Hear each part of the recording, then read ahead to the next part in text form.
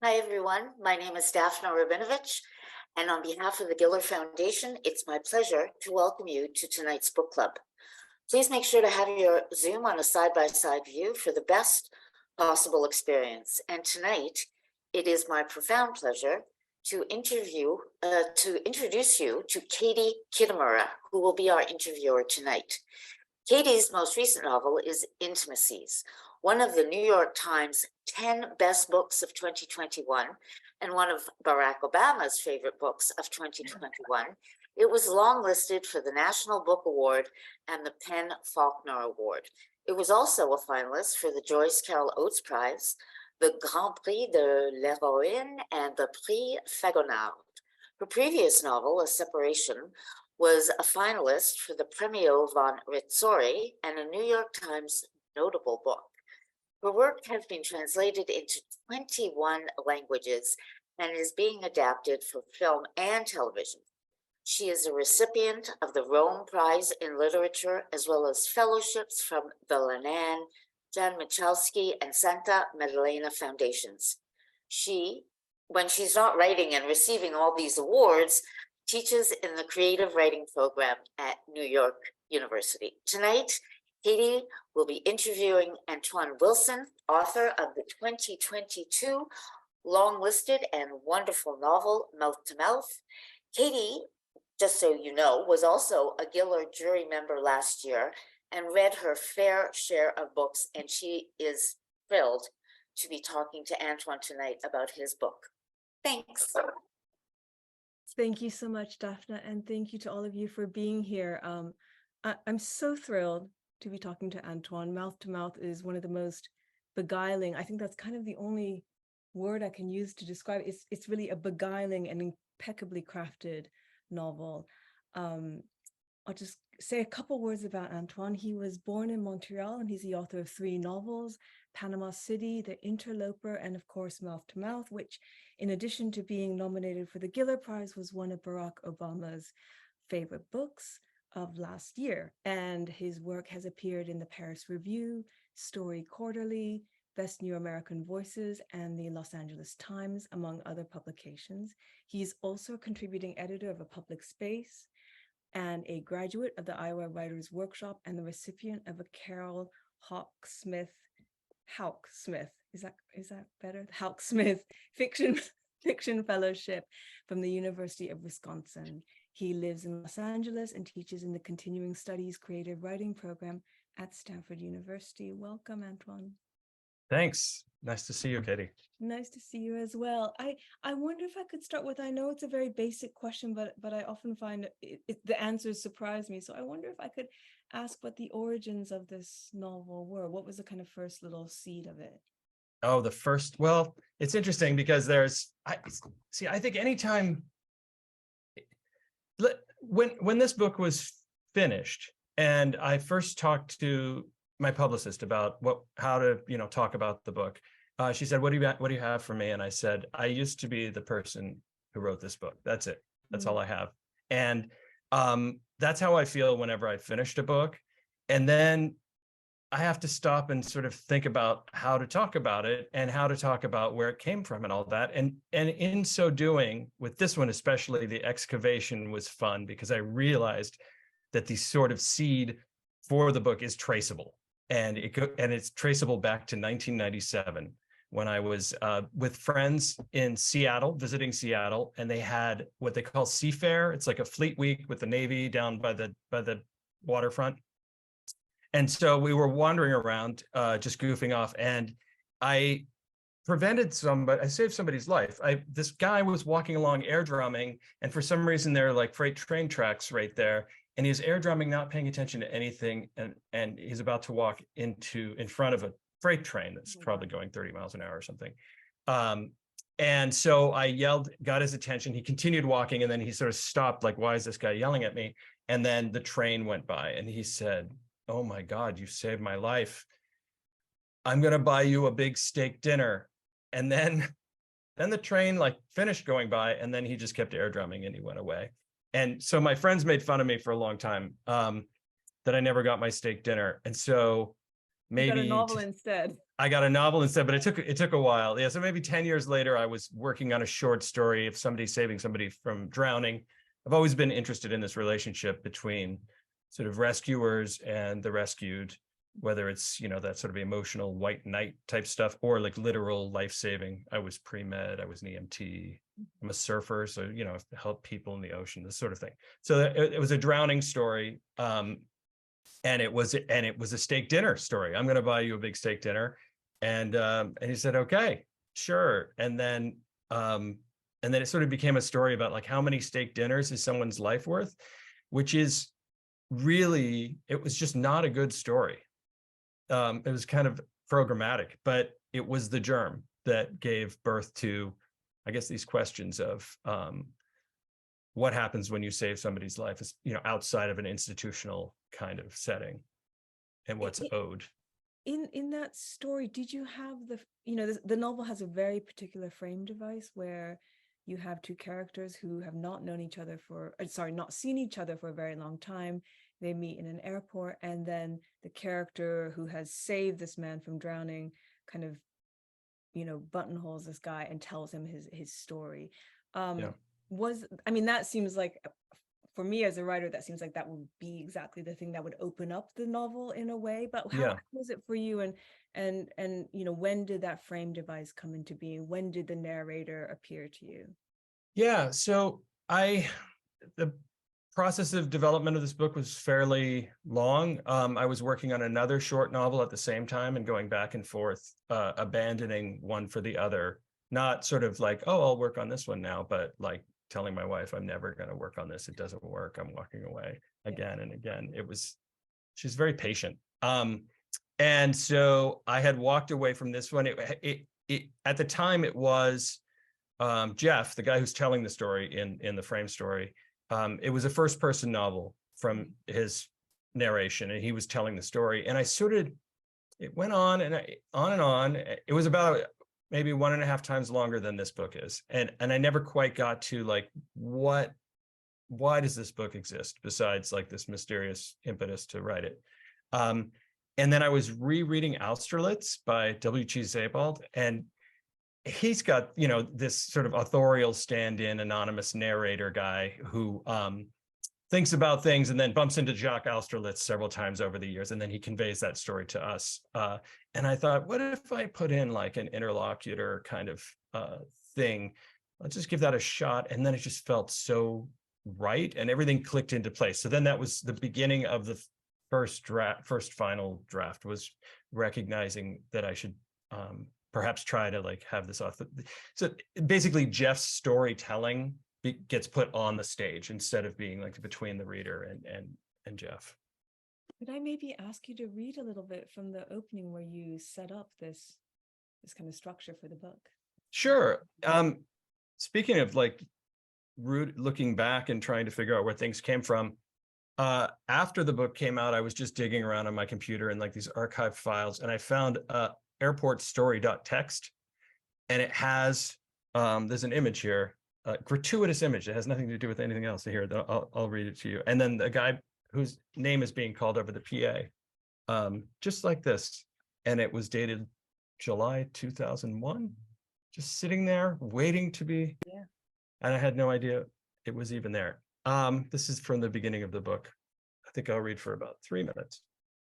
I sat at the gate at JFK, having red-eyed my way from Los Angeles, exhausted, minding my own business, reflecting on what I'd seen the night before, shortly after takeoff, shortly before sleep, something I'd never seen on a plane.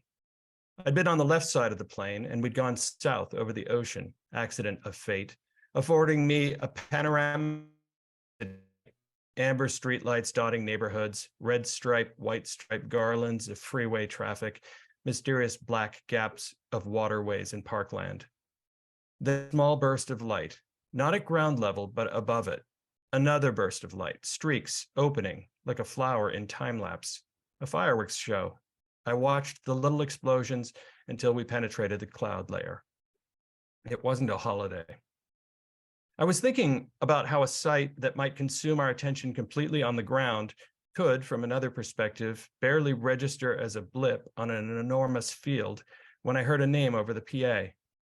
Jeff Cook, the agent said, please come check in at the counter for gate 11. A common enough name, but it piqued my attention. I had known a Jeff Cook once at UCLA almost 20 years earlier. Looking up, I saw a handsome man in his 40s striding toward the counter.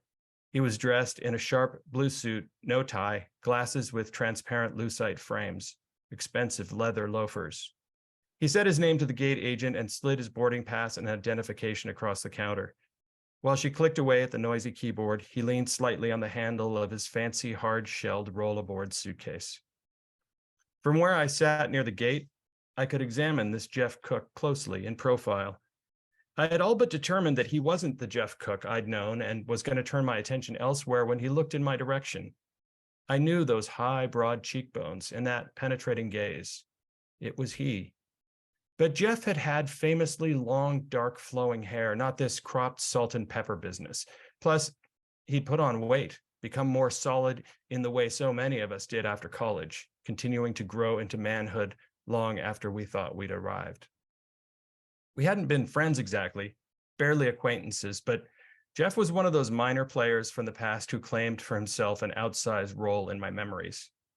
During my freshman year, I experienced a series of encounters, if they could even be called that, in various locations on and off campus with a fellow student who had, for some reason or another, caught my attention. With his cascading hair and distinctive features, he was hard to miss, a sort of thrift store Adonis, and he carried himself with the quiet confidence of an upperclassman. We didn't cross paths so much as he would just pop up from time to time, at a table in the corner of a coffee shop, wandering around a protest for the first Gulf War, or, most randomly, lit up by my car's reverse lights as I backed out of a friend's driveway one night. Every sighting of this mystery man yielded a frisson, as if he were my guardian angel keeping tabs on me, followed by a pang of anxiety at the thought that I might never see him again. I'll stop there. He's seen him again. Thank you so much. I love that opening. I love this novel for so many reasons, and it felt very, very close to home for me. One of those is because it's set in the art world, which is a kind of world that I know a little bit from earlier in my life. The art world is notoriously difficult to write about, and you do it so wonderfully. I wondered how you went about that kind of task of creating, this particular milieu at a very particular moment in Los Angeles. Well, the key is that I hate research. And I chose this particular moment and the particular milieu because I had experience in it. After college, my first sort of day job was working for a fine art appraiser in Beverly Hills. And she was a fine art and rare book appraiser. Like I was sort of like Jeff is somewhat naive at the beginning of this book, coming straight out of college. And that I was similarly clueless. Like I wanted to be a writer, but I probably should have, gone to New York and interned at a magazine or something. But instead I looked at the job board and it was fine art and rare books. And I was like, oh, books. I like books. I'll work with books. And it, 95%, 97% of the work was contemporary and modern fine art. And so it was a really sort of trial by fire introduction to this whole universe that I had no experience in, other than, just a sort of average civilian. I've been to art museums kind of thing. And so, the next time I went to like Paris and went to the Pompidou, I was sort of like, oh, there's a Franz Klein and that's a Clifford Still and then that's an Agnes Martin. And I knew what all of them should be insured for also. So it was this weird, like, commerce and art thing. Like I really developed an appreciation for contemporary art, but I also there was also a price tag on everything. I was obviously feel pretty ambivalent about it. I think that's one of the things that, I think is both fascinating and kind of deeply troubling about the art world is the market value and how kind of objects of art are turned into commodities. You write about that incredibly well. You write about how value is created. I was going to ask if that was what made you choose to write something in the art world, but it sounds like that was almost your entree into the art world, that they were always kind of coexisting for you in your experience of art. Yeah, I've tried to write about the art world before, and so sort of like those little sketches of potential novels and things. And one of them was called Value, and there was like all these different sort of ways to work with it. And it wasn't until that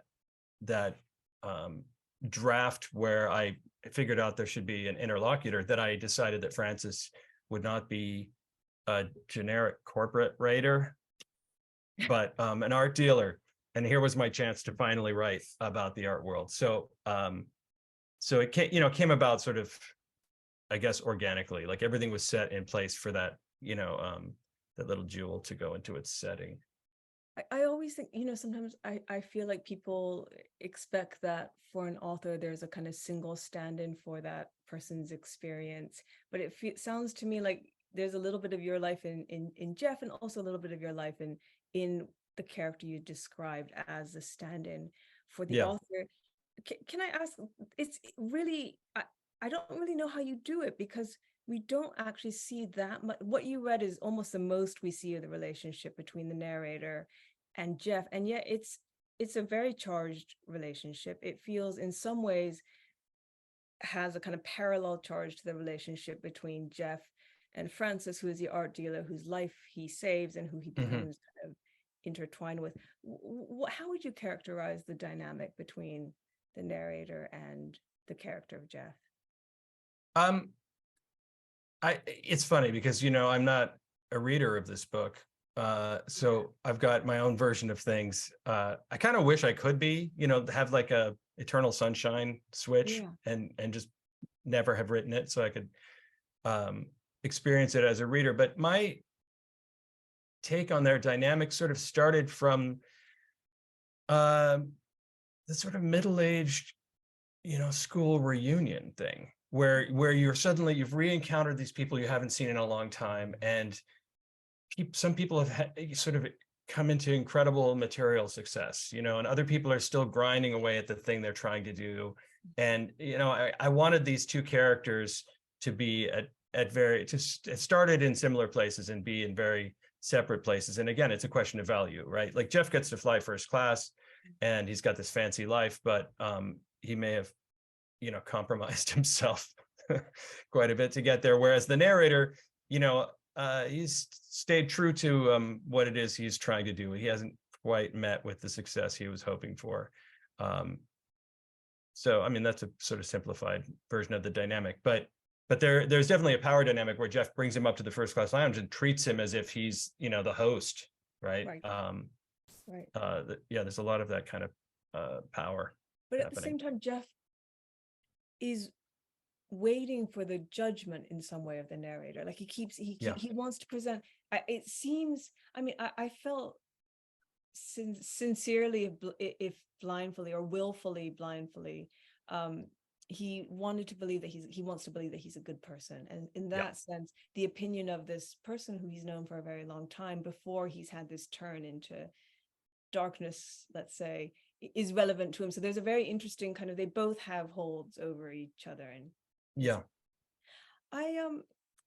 it's a novel about art. It's also a novel about money and monsters, which are both kind of, there are plenty in the art world. But I wanted to ask you about the particular kind of opportunities and challenges of writing about extreme wealth. I think it both attracts the reader and can repulse the reader, and you're staging a critique of it, but at the same time, you're kind of luring the reader with it. So what was your they're incredibly well done, the kind of descriptions of the first class lounge, of the house that at one point the art dealer rents in Santa Monica. Switzerland? Is it Switzerland? In Val d'Isere. Yes. So I mean, were those sections fun to write? Did you feel like you were kind of being, walking a fine line? I don't know if I felt like I was walking a fine line. I just,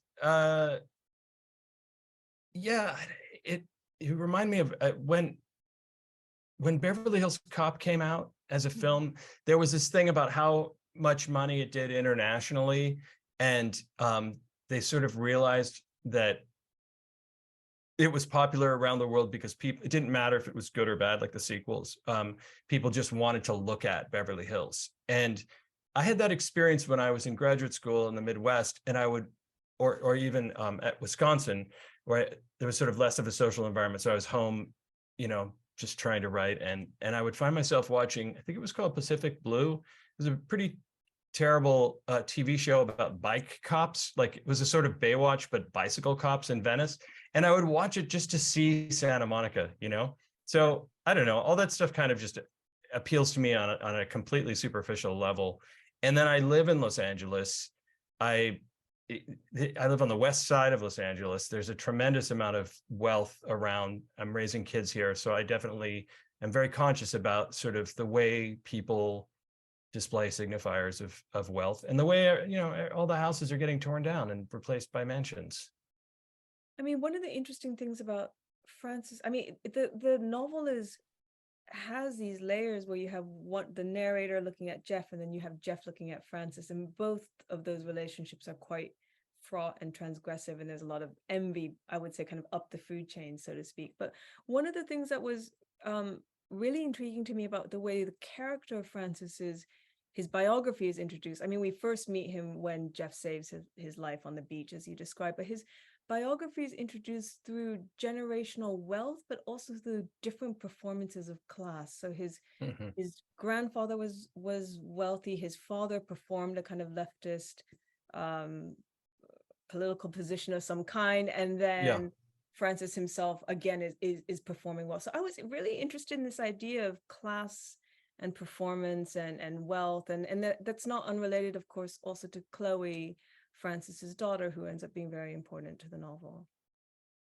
Yeah. I think Francis's story and his family history is interesting in the sense that I just think about Armand Hammer, whose parents named him Armand Hammer, and then he went on to, become this insanely wealthy capitalist guy.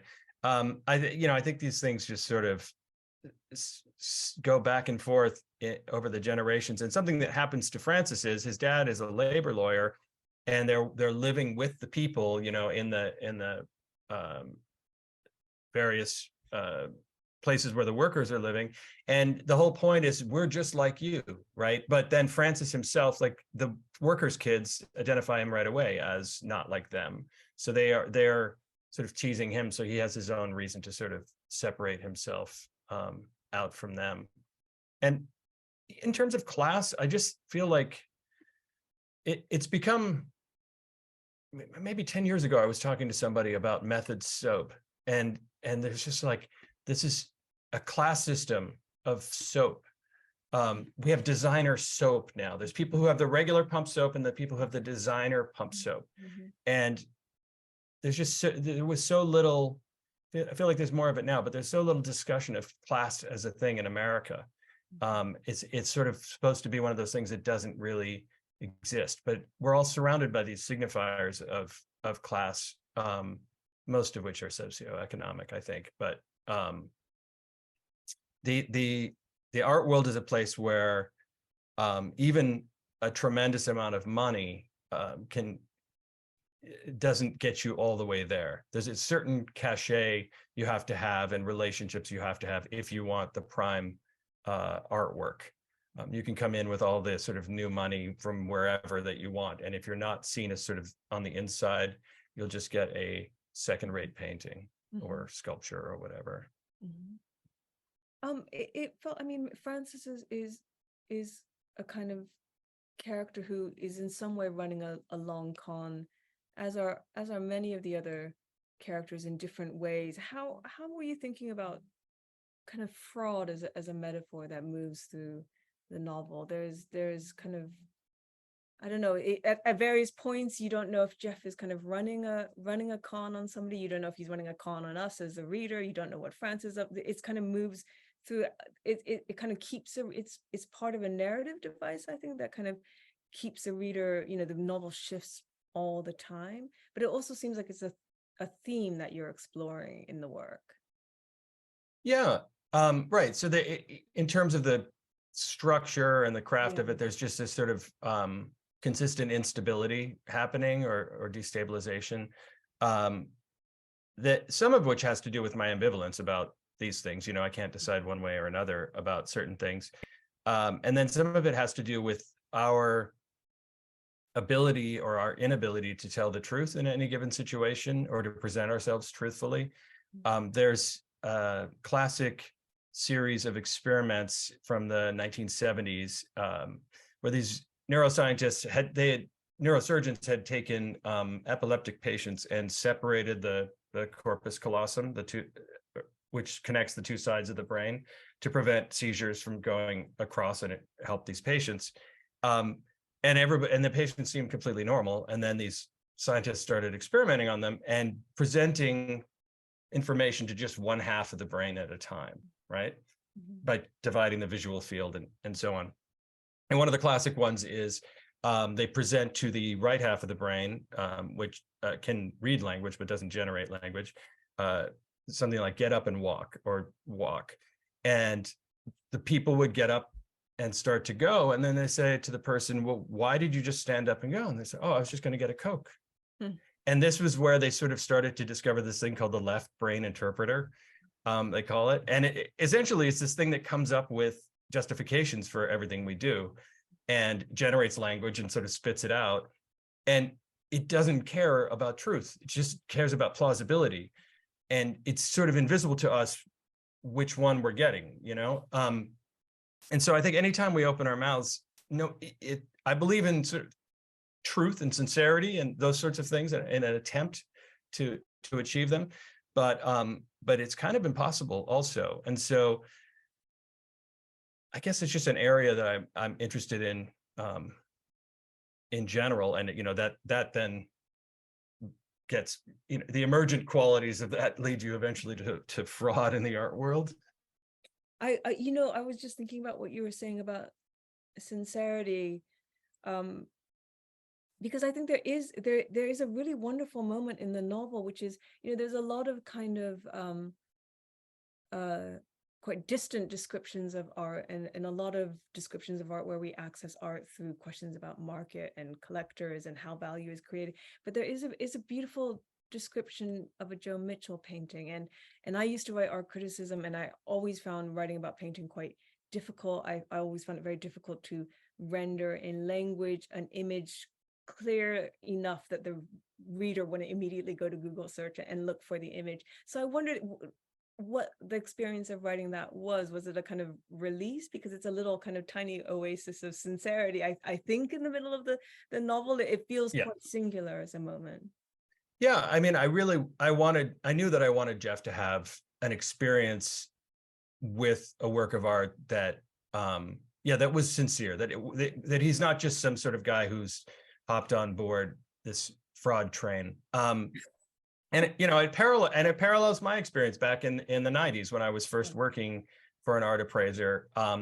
And we were doing an estate of an artist, and we started with all of the works that he owned by different artists. And then we got into his work, which was, it was insane. But so I was exposed to this stuff that he'd collected, and one of which was a small painting by Joan Mitchell. And I was like, what? Who is this? This is good. And so I just went headfirst into Joan Mitchell. And I fell in love with her work. And I mentioned it to my boss, and my boss was like, yeah, second generation abstract expressionist. Yeah, Joan, she was just sort of like, okay, Joan Mitchell is, yeah. But I was like, these are amazing. So now I feel like this sort of spotlight has turned around and people are recognizing how good she was and the importance of her work. So when it came time for Jeff to have a sincere moment with a painting, I had a sort of synesthetic moment. I don't remember where it was, National Gallery or someplace, where I walked into a room and there's a Joan Mitchell painting, and I was just like, it was like the first time I'd seen one in person, a big one. And I just sat down, and I was like, I feel like I'm at a freaking rock show right now, like I'm just 100% absorbed with this encounter with this painting. So it wasn't the same painting that's in the book, but I wanted Jeff to have that moment. It's an incredible moment.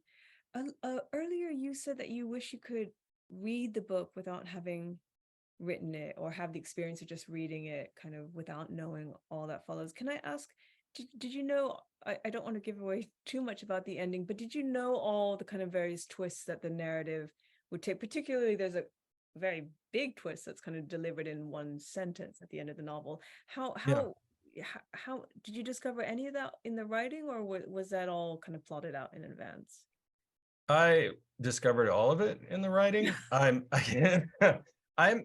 I've discovered, I feel like there's so much trial and error involved in Yeah. writing novels. And I always imagine there's somebody out there who knows what they're doing all the time, but I don't think they exist. Yeah. And I've tried outlining things and it just doesn't work for me. It's just dead by the time I've laid it out ahead. If I know, usually I know where I'm going, a few steps ahead, but and sometimes I'll have an ending in mind, but I'm not a hard outliner. And with this, I made my way through and I had a sense as I got to the end of sort of what the sort of penultimate scene was going to be, and then the final scene. And I got to the final scene of the book, which is like the penultimate chapter of this book. And I finished it and I sat back and I was like, okay, like gonna revise and stuff, but I'm at the end of my draft. And I was just literally sitting at this desk here and I thought, huh. And what if I just typed the last chapter? Like it just came out of my fingers, like complete surprise. That last line came out written as it is, and it's the sort of thing like, oh, this magically came to me. All I had to do was spend X number of years writing this book first. But yes, and I got to that last line, and then my first question to myself was, can I actually do this? Like, can I just drop the mic here like this? And I thought, well, I'd like to read a book like that. And then it became sort of a matter of going back and revising it so that the last line, for those who haven't read it, is a sort of thing where you get to the end of the book and you go, oh, and it makes you look back. Yeah. Right. And my metaphor for it is like you're shining the flashlight in the cave and then you look back and all the shadows look different. So there was quite a bit of going back to make sure that it felt, so the shadows were significant and interesting, that the different view of the way things turned out is a meaningful mic drop, as opposed to like a little, just pull the rug out from under you. It was interesting because I read the novel while I was last year during the judging process, and then I reread it to prepare to talk to you, and I realized that my brain had actually filled in an entire scene where what is described in the last line like takes place fully. So I thought it was kind of, I've never had that experience where my brain had just, my reader's memory had jumped in to fill in the scene that is implied in the last line. That's very cool. Yeah, which is still, like, as I speak to you, incredibly vivid, but isn't actually in the book, but was kind of induced in my imagination by. That's why I want to be a reader instead of a writer. It's much more fun. I mean, it's a kind of fantastic ending, and as you say, very, very few books can pull that off. Was that something you felt you learned about Jeff as you were writing, that was? Yeah, yes, I would say so. I mean, I think I already had a sense that, within the sort of frame story, Jeff is sort of, you could argue that he's stalking Francis. After he's rescued Francis, he becomes curious about who he's saved and whether that Francis even lived.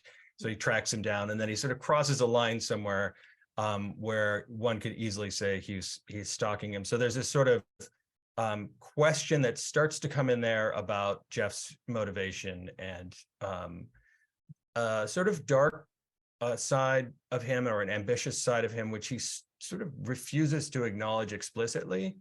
And that, to me, became the key as I got toward the end of the book, is that there's something, this guy has a massive blind spot, and some of it is sort of willfully preserved. And I think part of the thing that the end of the book does is it sort of goes from, maybe this guy's just not willing to acknowledge something, to like he's actively perhaps deceptive. to put it lightly. Yeah. I wondered what your relationship to genre was. One of the writers that I thought of when I read this immediately is a writer. I hope you like his work. I don't know if you like his work. Javier Marias, a Spanish writer who died earlier this year, and he is what's oh he Yeah, I heard of oh, him. you have it. I have that Yeah. as well. Yeah. Oh, wait. Oh, I'm saving it. I'm Who gonna are you talking about? wait. Do they live on your desk? This one. Well, yeah, I'm sort of I'm still in the middle of it. I was going to recommend at the end when we talk about book Oh, I see. recommendations. Okay, okay. I I've ordered that. this from the UK because I So did couldn't wait. I I did couldn't as wait. well. Yeah. I So did as well. But yeah, I'm the funny savoring it because it's the last one. I know, So I know. And I love Berta Isla so much. yeah. Yeah, Javier Marias. He's one of those guys that one of those writers that I feel has just sort of like, I talk to other writers about him and they're like, oh, I've never heard of him. Or they're, Yeah, they've got all his books. And I feel like he's like kind of like Patrick Modiano has seeped into the sort of writer culture and is having this slow and but growing and enduring influence. In fact, there was a book I read somebody's first novel and then his second novel came out. I can't remember who it was, but I started reading the second novel and 10 pages in, I was like, oh, he's been reading Javier Marias and he hasn't cleaned up after himself. Yeah.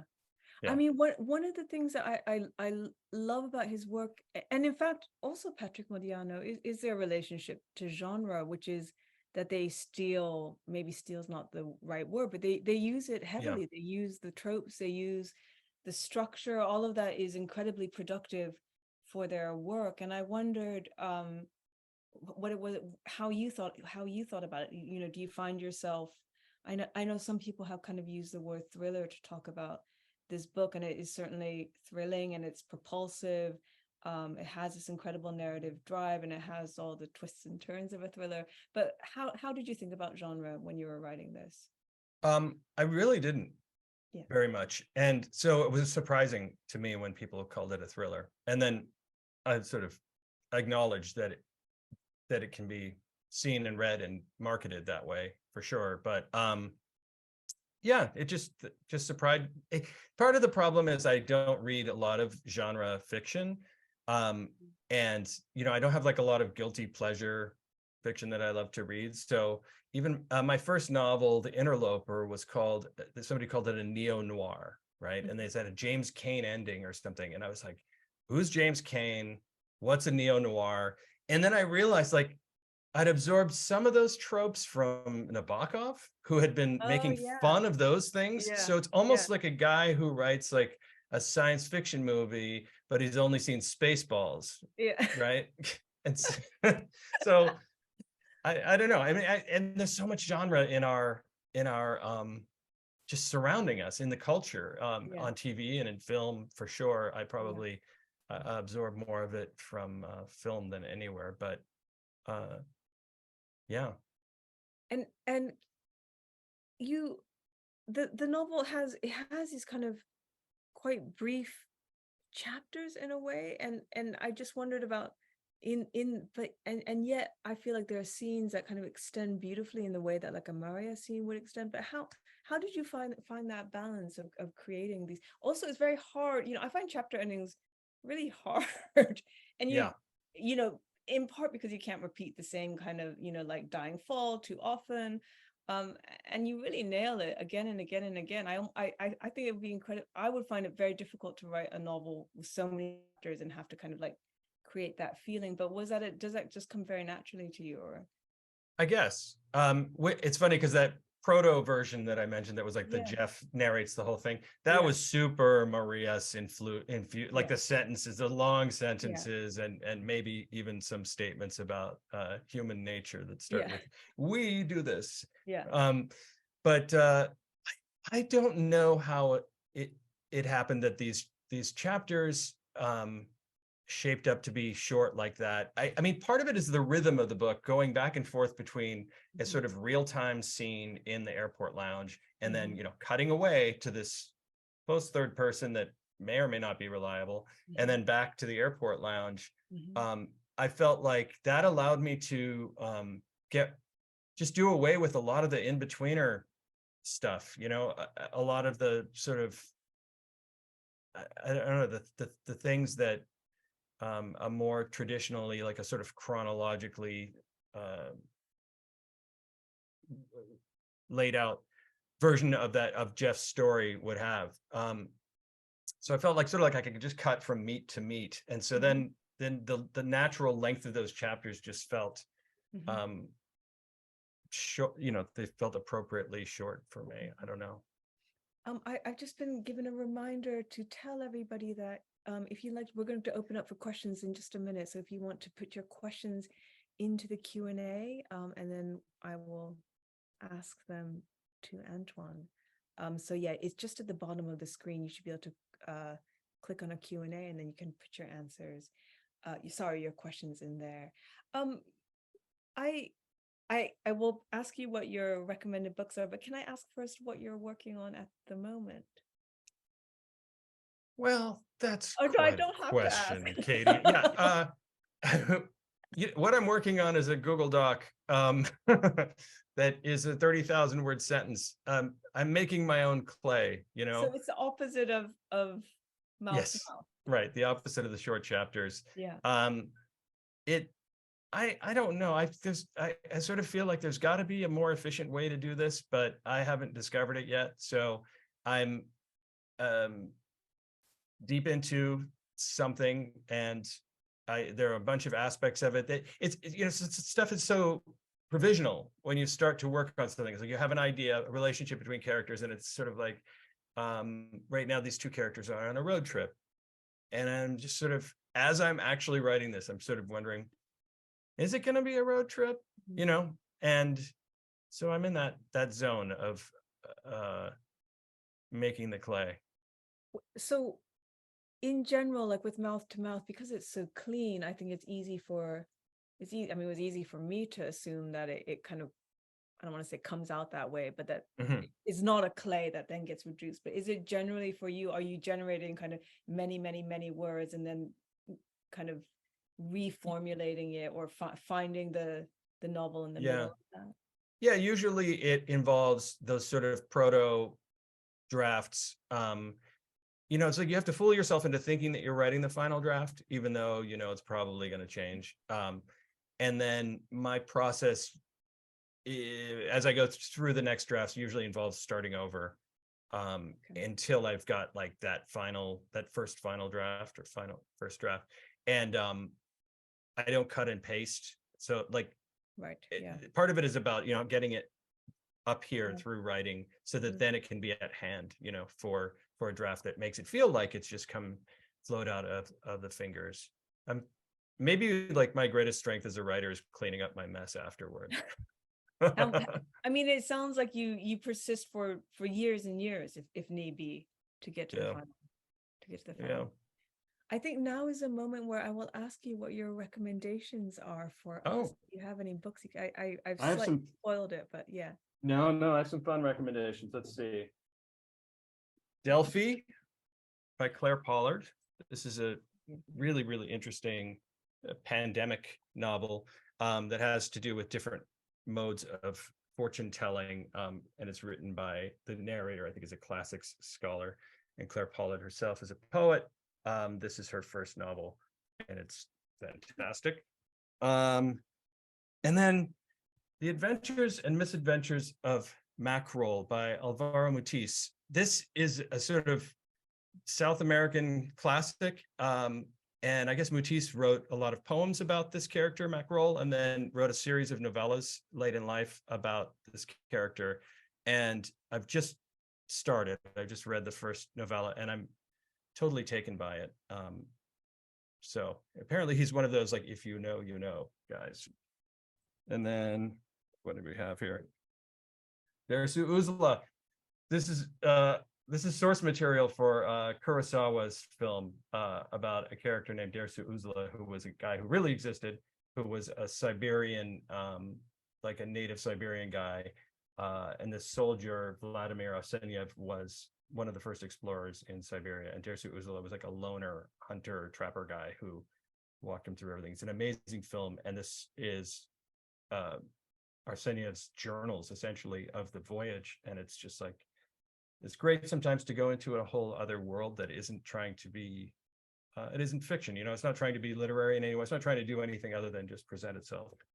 And then let's see, one more. This doesn't come out till November, but I am loving it so far. Same Bed, Different Dreams, the long-awaited second novel from Ed Park. Oh, amazing. I'm jealous. It is. I love that. Oh, Is it yes. amazing?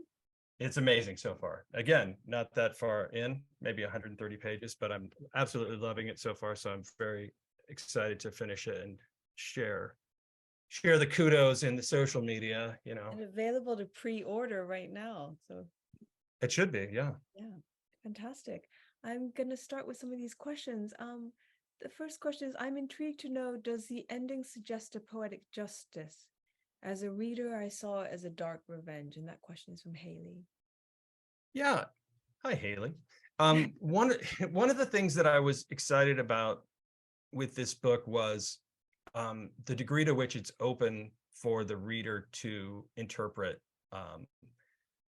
Jeff's story and the events that go on. And I think there are some people who can read it as Jeff is a sociopath and always has been, and other people like Jeff is a bumbling idiot and then stumbles into this. So I like the idea of an open work, and so to a certain extent, yeah, if you want to see the ending as a form of poetic justice or a dark revenge, I think that's definitely within the range of what I was going for. I mean, essentially, Francis traps and corners Jeff, and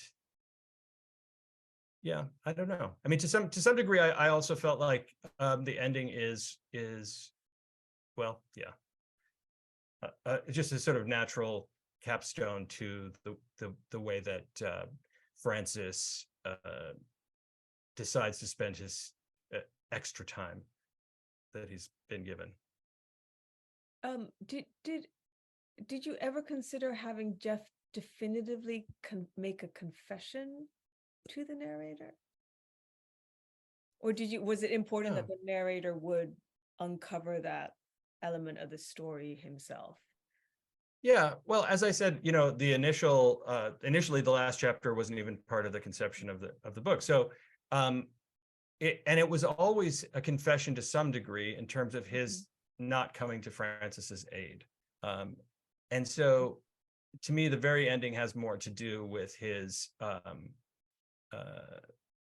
inability to divulge the entire truth within the context of the sort of improvised confessional there's like a confessional booth, the two of them in that airport lounge.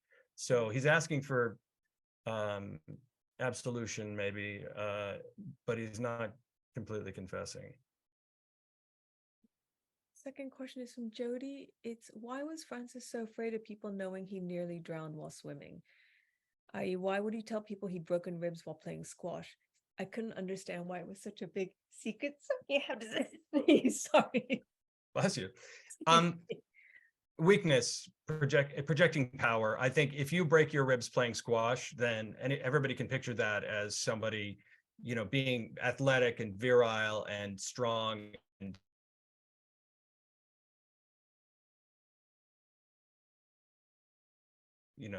drowned or nearly drowned while swimming. I think it's weakness, and he doesn't want to be perceived as weak in any aspect. Catherine has a question which I think you've answered already. Writing anything new? You've shared that with us. Renu's question is, how long did it take to write the book? Thank you for asking, Renu. It's very difficult to say. I would say maybe once I was on to the narrative mode and I'd already been working on and off, alternating with the other book for years,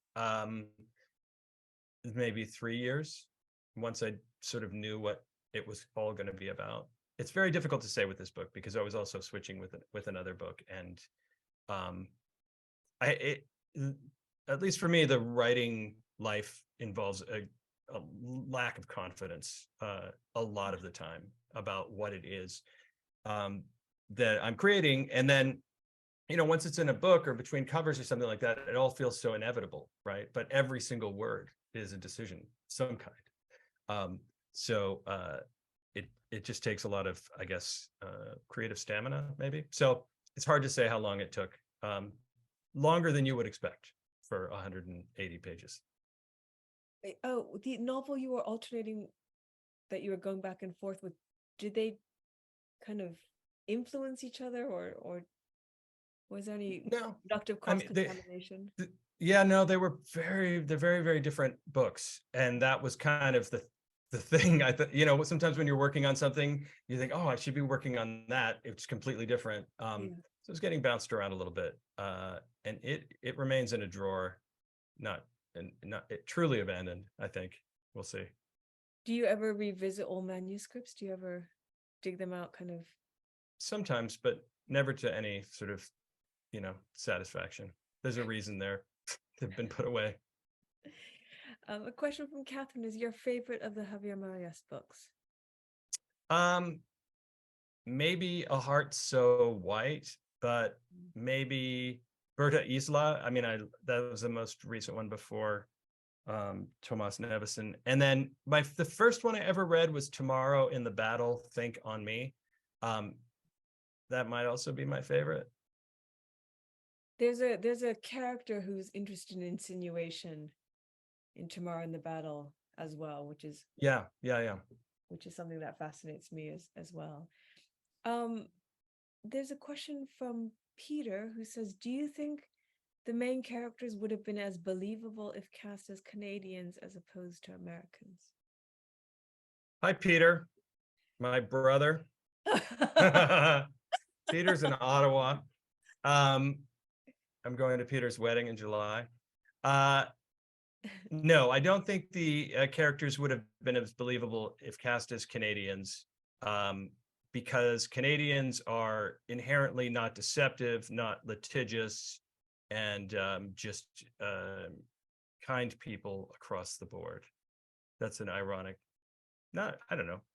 I don't know. I think there's something to be said about the concentration of power and wealth in Beverly Hills and in the sort of international art world that maybe it could have taken place in Toronto. I don't know what the equivalents are. Probably not in Ottawa.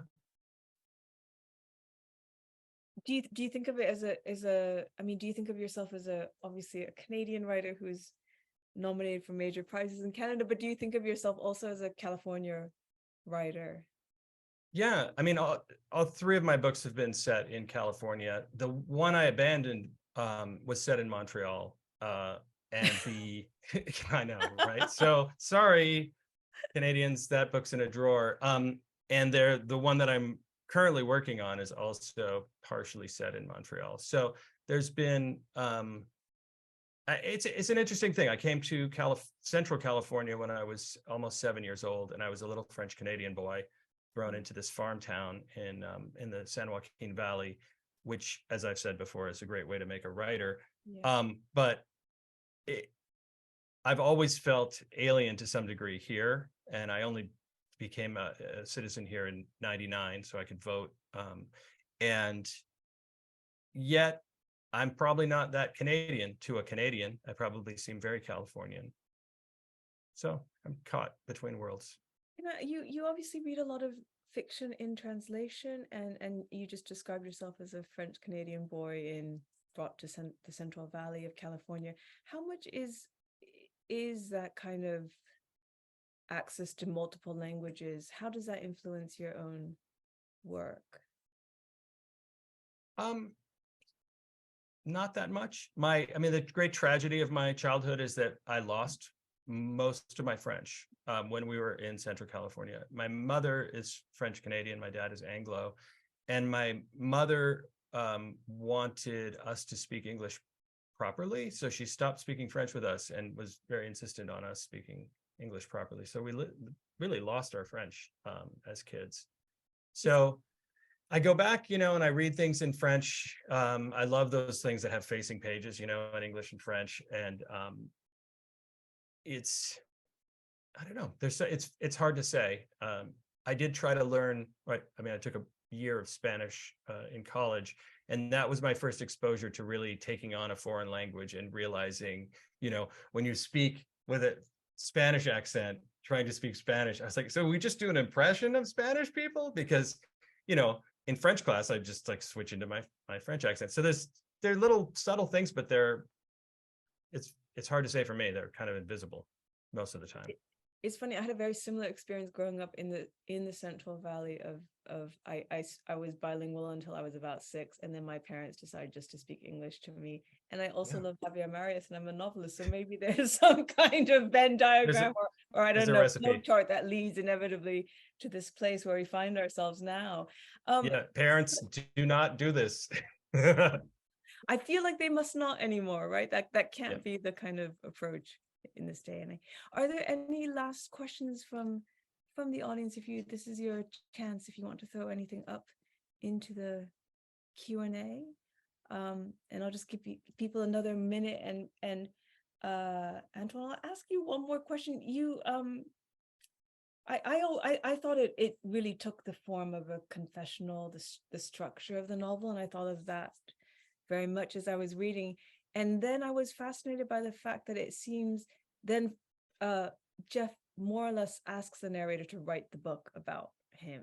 And it kind of slips into this moment of kind of extreme and quite extraordinary narcissism. And I wondered what the relationship between confessional culture and narcissism was for you. Oh, that's a good question. Yeah, and the narrator, I mean, yeah, the book's narrator says he's not going to write it, and then eventually he does, I think motivated by what happens in the very end. The relationship between confessional culture and narcissism, well, you know, obviously in a confession you get to speak your truth. You get to paint the whole picture and control it. And it goes back to that sort of left brain interpreter all over again. And maybe even just sort of the inherent narcissism in being an individual person, with the focus on them for them to speak. I don't know if that answers your question. I kind of feel like that's what I want to like go and research. It's a great answer. I think we're just about done here. It's been so lovely to speak to you. It's been amazing to hear more about how you wrote this extraordinary book, and I'm so excited to read the next one when it comes. Thank you. So thank you. Thank you so much, Katie. Thank you for having me, and thanks to the Giller folks for having me too. I really appreciate it. Thank you. Everything that I forgot what time it was. So thank you, Katie, and thank you, Antoine, for joining us tonight all the way from California. Pleasure. And Katie from New York. Thank you so much, everybody, for joining us as well. I hope you enjoyed hearing from both our interviewer and interviewee. This interview will be available on our YouTube channel should you know anybody who might have missed it. And please join us on May 30th to hear Eric Dupont interview André Narbonne, who is the author of Lucienne and Olivia, which was longlisted last year for the Scotiabank Giller Prize. If you're already registered, you'll be sent a link. If not, please visit our website for more information. And thank you so much, and have a wonderful rest of the week.